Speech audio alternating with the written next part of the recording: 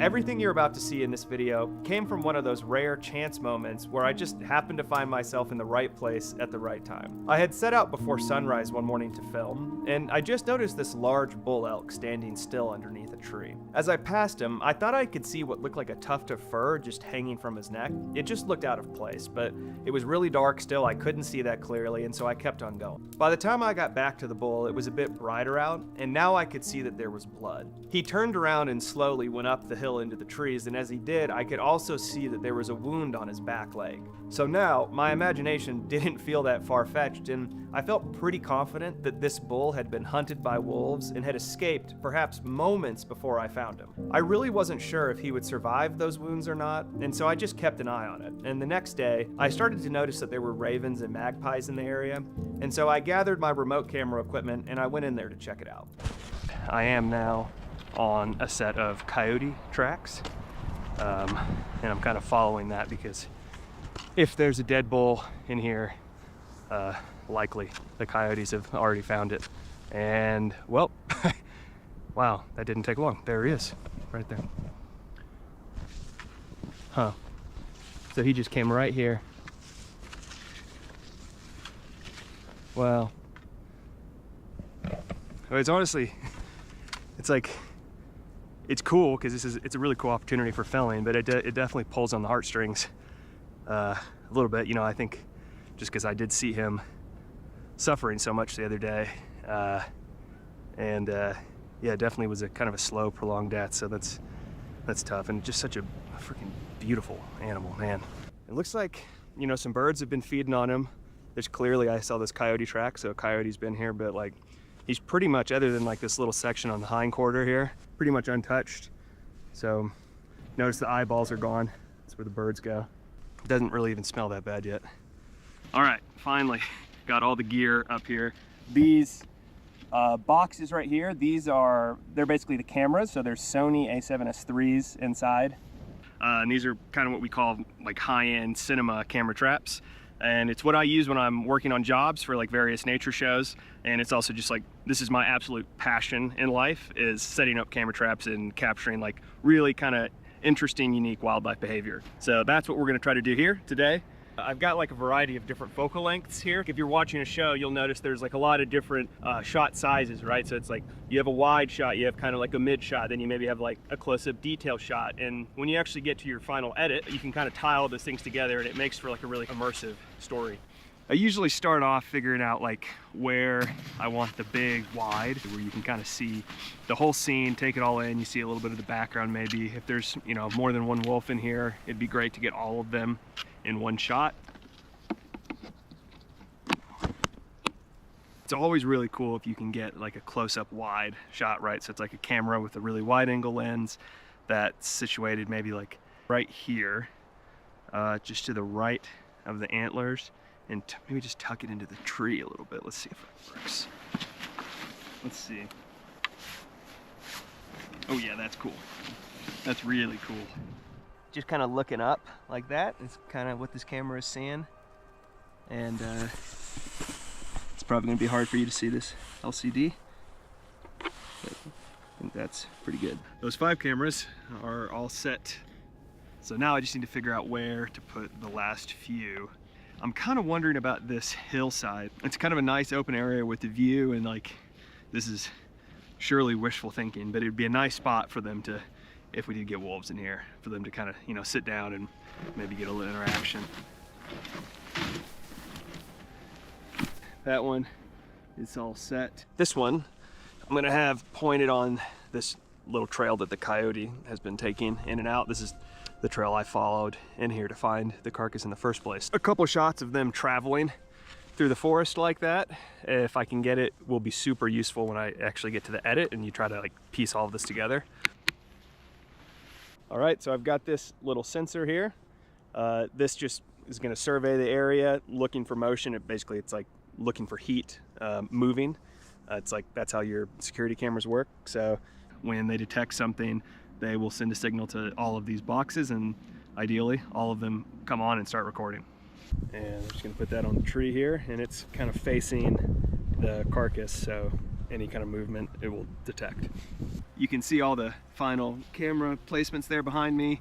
We're done here, so I'm gonna get out of here, cross your fingers for some good luck, and we'll come back and check on these in a couple days. I always feel such a mix of emotions when I leave the cameras. Part of me is excited, but I also know that no matter how carefully I set everything up, so much is still just out of my control. Birds are typically the first to find opportunities like this, and the next morning, a golden eagle spotted the elk. It's pretty rare that I see these birds, and I've never filmed them up close like this before.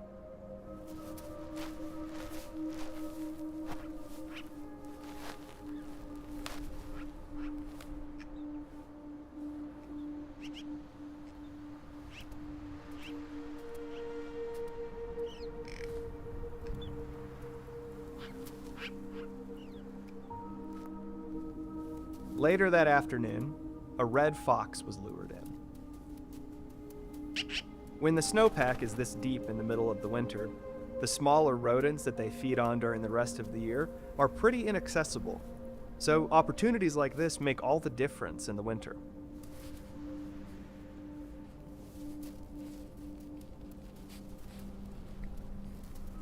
Over the next few days, birds and foxes frequently visited, but I found it interesting that there was very little eaten, and after 5 days, the carcass still appeared largely untouched. At this point, the cameras had been out for 5 days, which was longer than I had planned. I knew I needed to service them, the batteries probably needed to be replaced, and if it snows, it can cover up the cameras. There's a lot that can go wrong. And so I had planned on going in the next morning. But the evening before, I got a message from a friend who said he could see wolves on the slope right where the cameras were. Now I had a dilemma. I can either go in and make sure the cameras are working at the risk of potentially scaring off the wolves, or I could hope that the cameras were working and just leave everything as it was. I could not make up my mind. I went back and forth in my head all night, and finally in the morning I decided I'm just gonna go check on the cameras and make sure everything's working.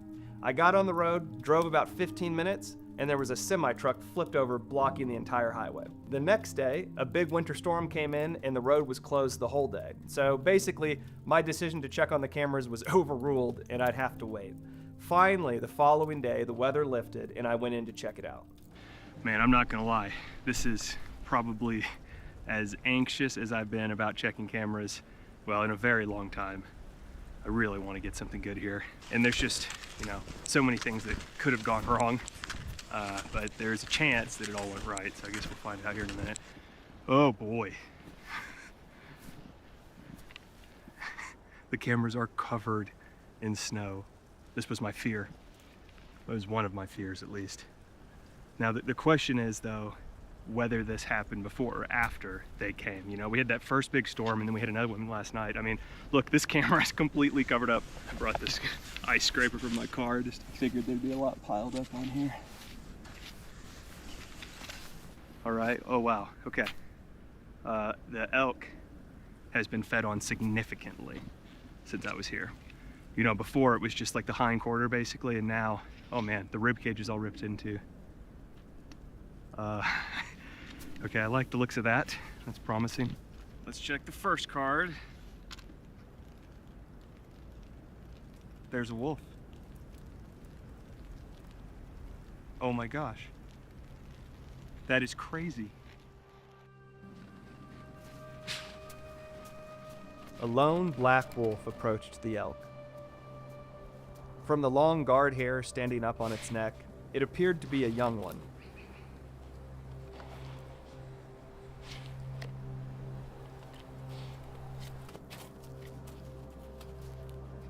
It took a moment to examine all the scent left behind from myself and from other animals that had been there.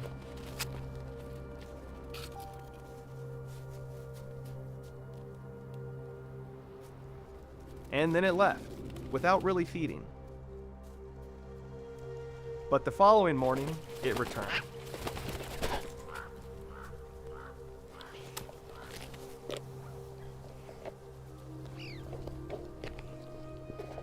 This time, it wasn't alone. Another black wolf was following just behind.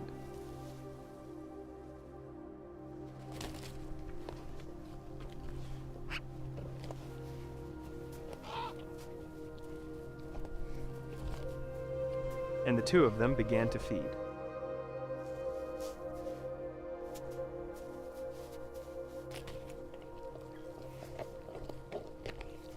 It wasn't long, though, before something caught their attention. And I could just barely hear howling coming from behind camera. The sound grew louder, and you can see this tension begin to build.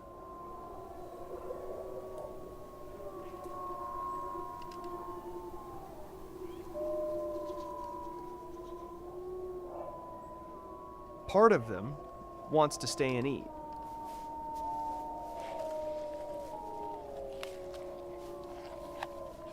But something in those distant howls pulls at them, in a way that seemed to be irresistible.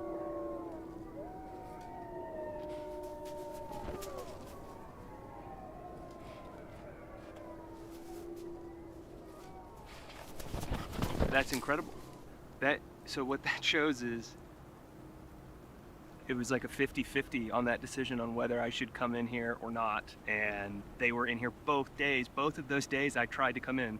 One of them, the semi-truck was blocking the road, so I couldn't get here, and I would have come in and scared them off. And then yesterday, there was that snowstorm, and I was kind of on the fence anyway, and I didn't come in, and they were here both days. I'm starting to feel like a real sense of urgency to get out of here, because there's plenty here for them to pick at, and I think there's a decent chance that they're gonna come back. I mean, it could be this afternoon, so I'm gonna very quickly just do a battery swap and cards here and then make any other adjustments that I need to. The wolves opening up the hide in the ribcage seems to have triggered a non-stop feeding frenzy for other animals.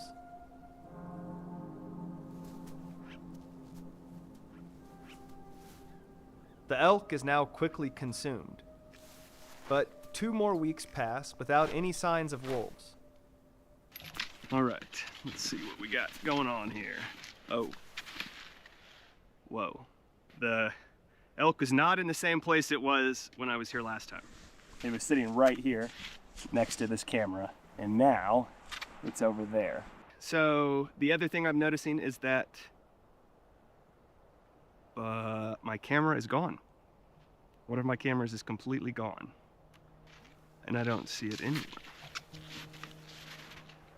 I wonder if the wolves came back and did this, and they stole my camera. I hope I find it. Okay, let's see what we got here. 16 days later, the wolves returned. First, one of the same young black ones arrived. And then, in the background, I could see movement in the trees. It was more of the pack.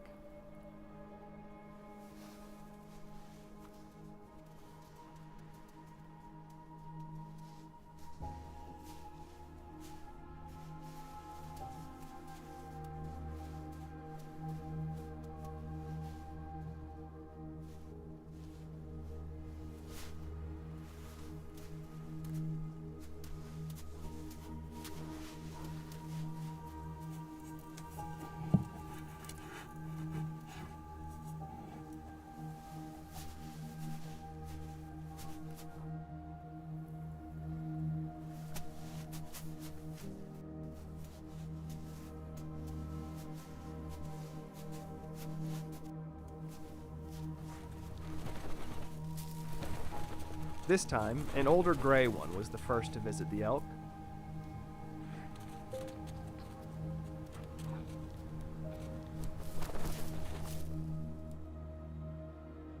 Followed by the same young black ones.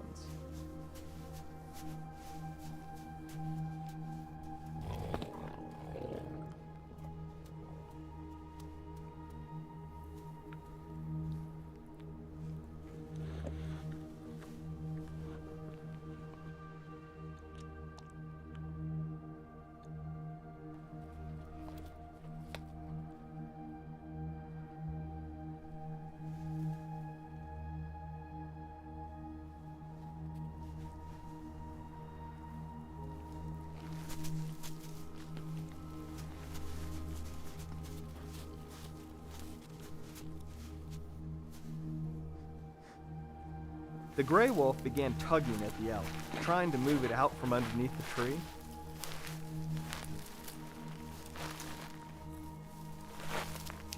I loved this moment because, on the one hand, you see just how powerful this animal is, but you also really get a sense of scale for how large the bull elk is in relation to a wolf.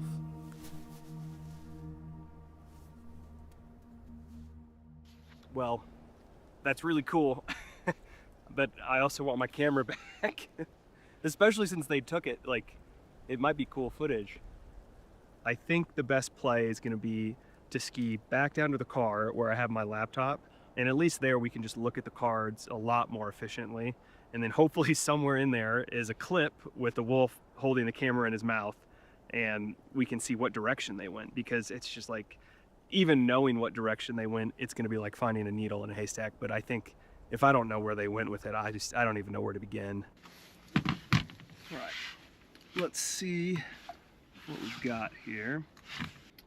Oh, so this shot has 5 wolves in it. That's the most that I've seen on any so far. Oh, okay, there he goes. So he picks up the camera. Wow, it looks like he just walked down the hill with it. It's still in his mouth. Still in his mouth.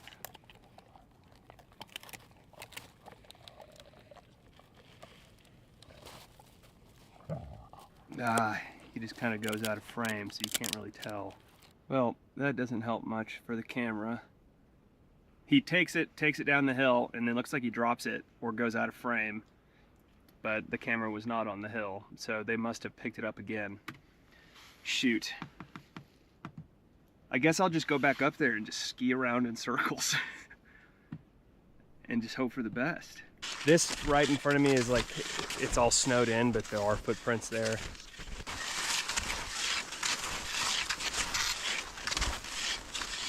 Oh, I think I see a black box. Yep. There it is. That was way easier than I expected. That handle has been absolutely destroyed. Look at these bite marks.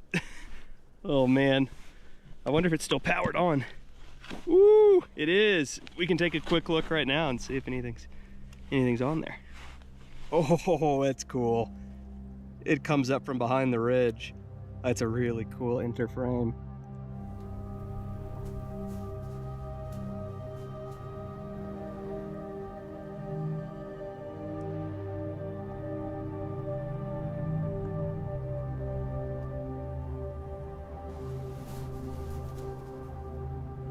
Overnight, the wolves continued feeding on the elk. And by the morning, there was not much left.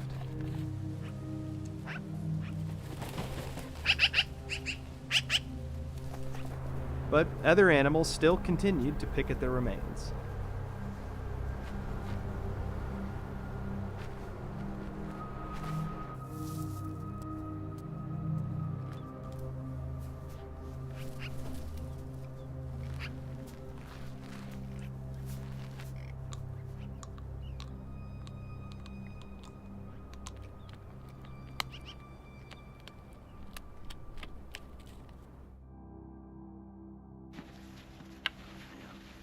Wow, well, it's pretty incredible to see just how none of this elk has gone to waste. You know, I remember when I first came up here and found this guy, you know, I had seen him kind of wounded and suffering before. You know, I felt, it was sad. It was really sad. He was such a beautiful, strong, healthy animal. And, you know, there was a part of me that was like, man, that's a shame. But I gotta say, like, my perspective has shifted a little bit after seeing just how many different animals that his life has gone to support now. You know, it's a really hard time of year. Without winter kills like this, you know, animals like the coyotes and foxes and ravens and eagles and everything else that was in here, like, they rely on these opportunities that are provided by animals like wolves, these bigger apex predators that can take down an animal like an elk. Maybe it's cliche, but it is kind of the cycle of life, and just see it all play out on camera like this, I think it's a pretty cool thing. And it's just a cool reminder to me of how valuable wolves are in this ecosystem. It's easy to look at it and be like, oh, wolves, they're torturing elk, and you know, this poor elk suffered, and I get that. And if I'm being completely honest, when I saw this elk standing there bleeding, I kind of had some of those thoughts myself. Like, I had some of those feelings too. And so I understand that. It really is like a bigger picture. There's a bigger story that's going on out here.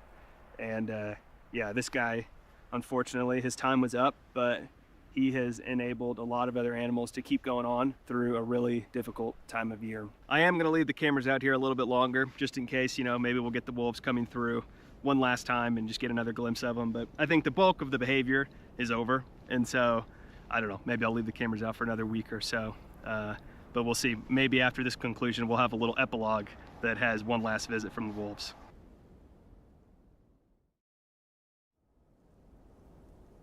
At last light the following day, the wolves returned. This time with much more of the pack.